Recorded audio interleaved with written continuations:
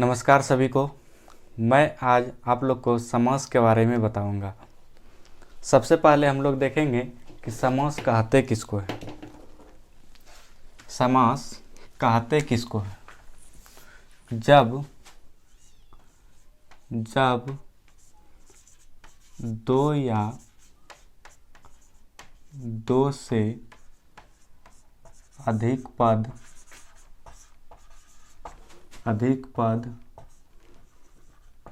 अपने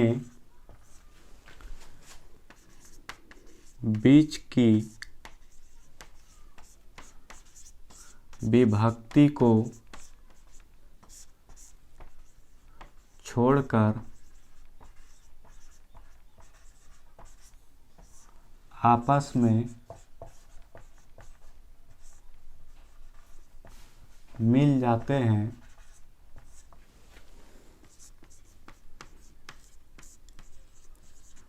तो इसी मेल को समास कहते हैं।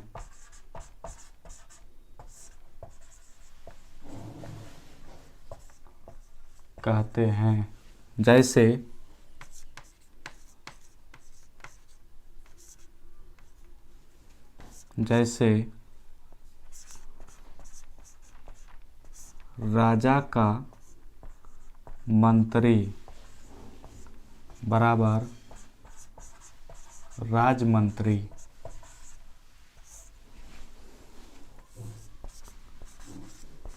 लोटा और डोरी बराबर लोटा डोरी।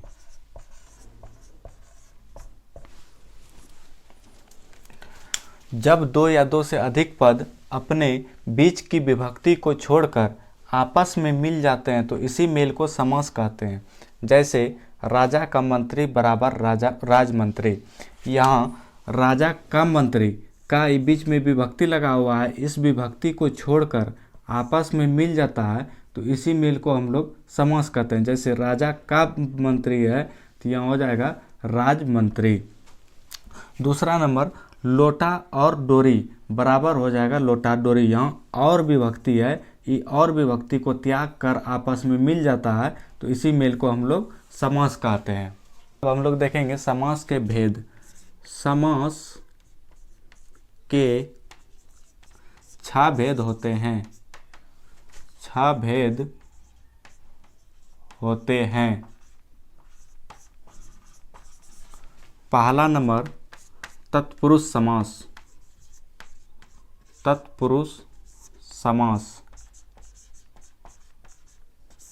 पहले हम लोग तत्पुरुष समास के बारे में जान लेते हैं। जिस समासिक पद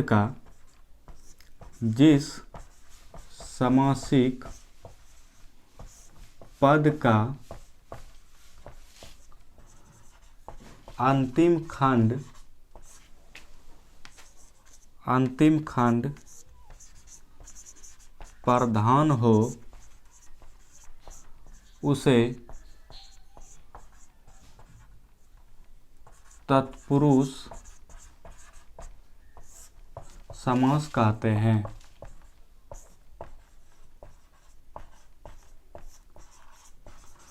तत्पुरुष समास जिस समासिक पद का अंतिम खंड प्रधान हो उसे तत्पुरुष समास कहते हैं। जैसे राजमंत्री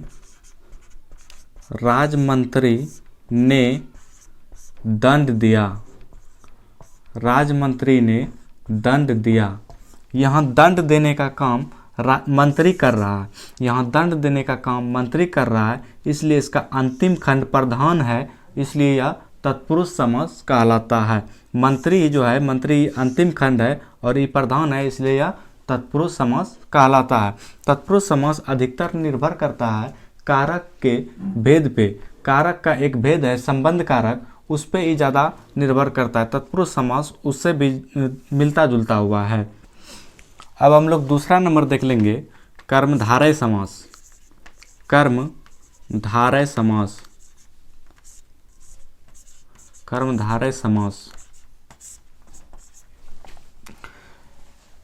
जहाँ पर विशेष विशेषण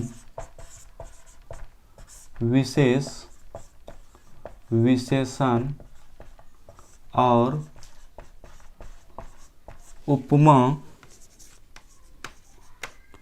उपमेय का मेल हो उसे कर्मधारय समास कहते हैं।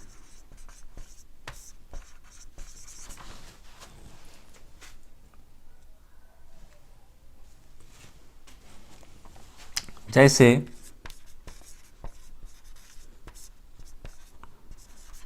चंद्रमुखी,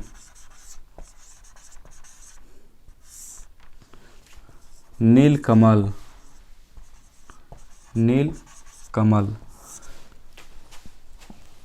इसमें देखेंगे जहाँ पर विशेष विशेषण और उपमा उपमेय का मेल हो उसे कर्मधारय समास कहते हैं। जैसे चंद्रमुखी, तो यहाँ चंद्र मतलब होता है चंद्रमा, चंद्रमा के समान मुख वाला। इसका यदि हम लोग विग्रह करेंगे तो इसका होगा चंद्रमा के समान मुख वाला, अर्थात चंद्रमुखी।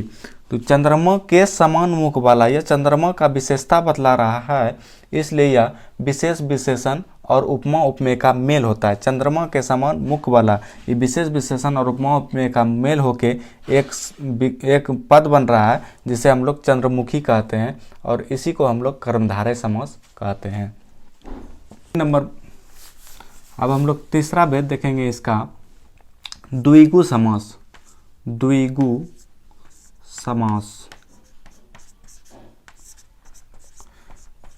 जिस समासिक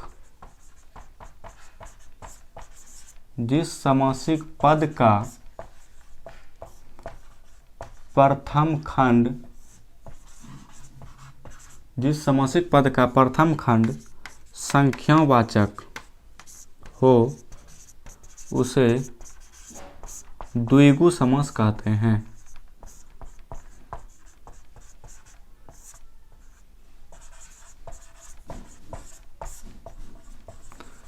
जिस समासिक पद का प्रथम खंड संख्यावाचक हो उसे द्विगु समास कहते हैं। जैसे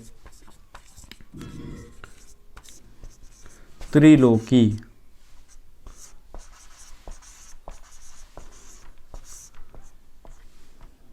त्रिभुवन, चतुर्भुज,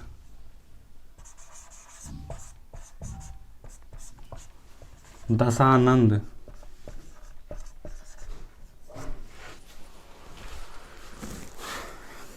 इसमें देख रहे हैं कि इसका प्रथम खंड जो है उस संख्यावाचक है। जैसे यहाँ है त्रि मतलब होता है तीन, मतलब तीन, चतुर मतलब होता है चार, दशा मतलब होता है 10।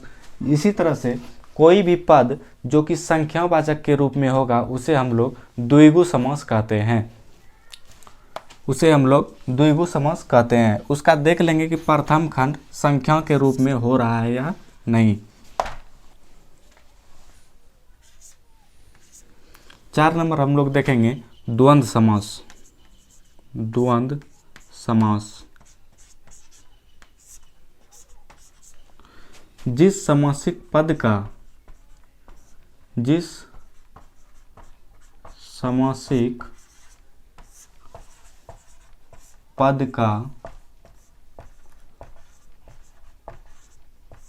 दोनों ही खंड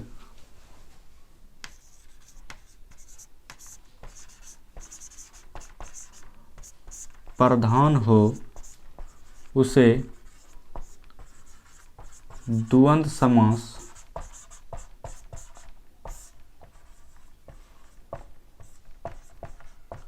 कहा जाता है। जिस समासिक पद का दोनों ही खंड प्रधान हो उसे द्वंद्व समास कहा जाता है। जैसे भाई बहन,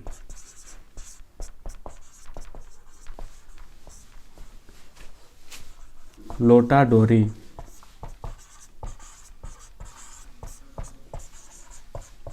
भात दाल आदि। इसमें देखेंगे इसका दोनों ही खंड प्रधान होगा, उसी को हम लोग द्वंद्व समास कहेंगे। जैसे इसमें भाई भी प्रधान है और बहन भी प्रधान है, तो इसलिए यह द्वंद्व समास कहलाएगा। और द्वंद्व समास को पहचानने का एक नियम यह भी है कि देखेंगे जिस पद के बीच में डैश का चिन्ह लगा होगा, जिस पद के बीच में डैश का चिन्ह लगा होगा उसको हम समझ जाएंगे कि वह द्वंद्व समास होगा। अब 5 नंबर हम लोग देखेंगे बहुव्रीहि समास। बहुव्रीहि समास जिस समासिक पद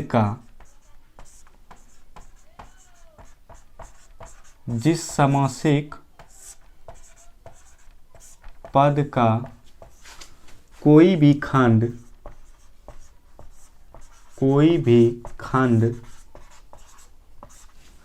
प्रधान नहीं हो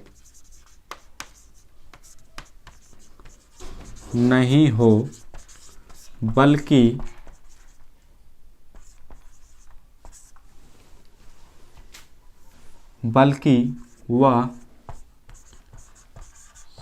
सामान्य अर्थ को छोड़कर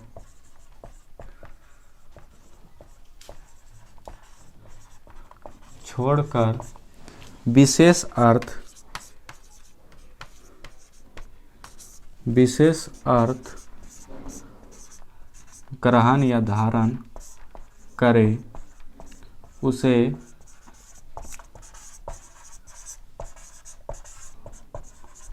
बहुव्रीहि समास कहते हैं।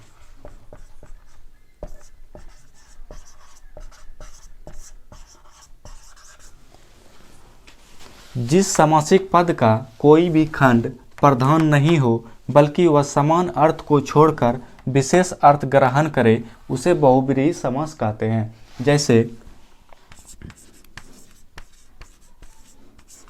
जैसे लंबोदर, लंबा हो उदर जिसका, लंबा हो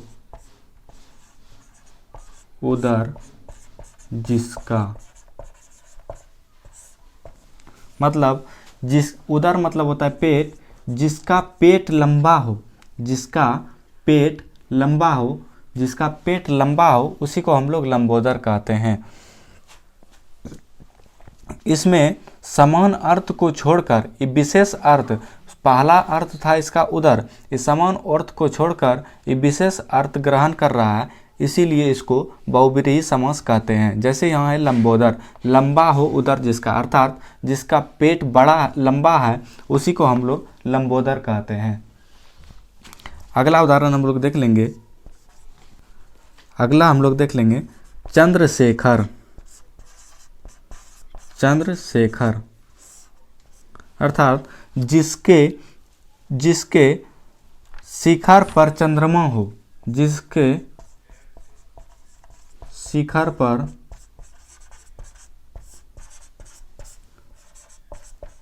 चंद्रमा हो।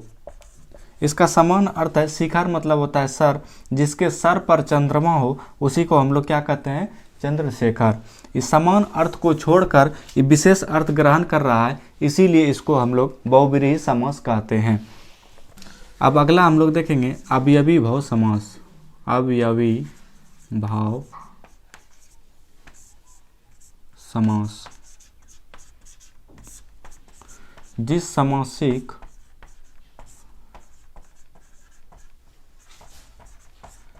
समासिक पद का प्रथम खंड अवयव हो, उसे अवयवी भाव समास कहते हैं।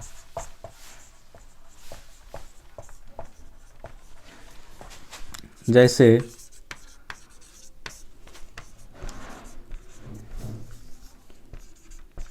यथाशक्ति,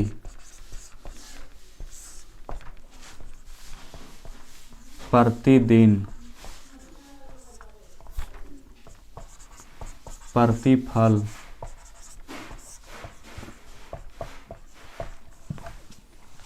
आदि।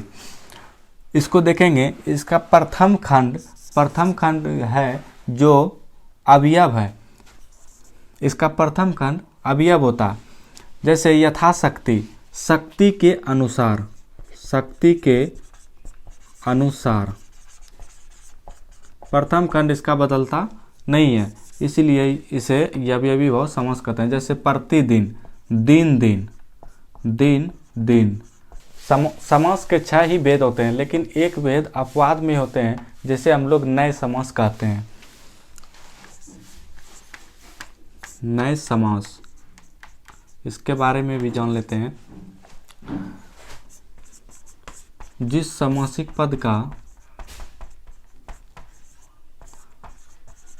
का भाव नकारात्मक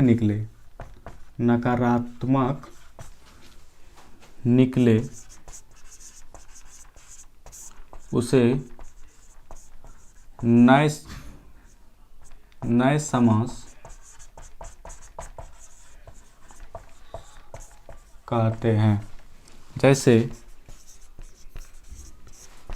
अभाव, अभाव मतलब जैसे किसी भी चीज़ का भाव नहीं है, इसीलिए उसको अभाव कहते हैं। इसका अर्थ हो रहा है नकारात्मक के रूप में, किसी चीज़ का अभाव है, वो चीज़ हमें नहीं है।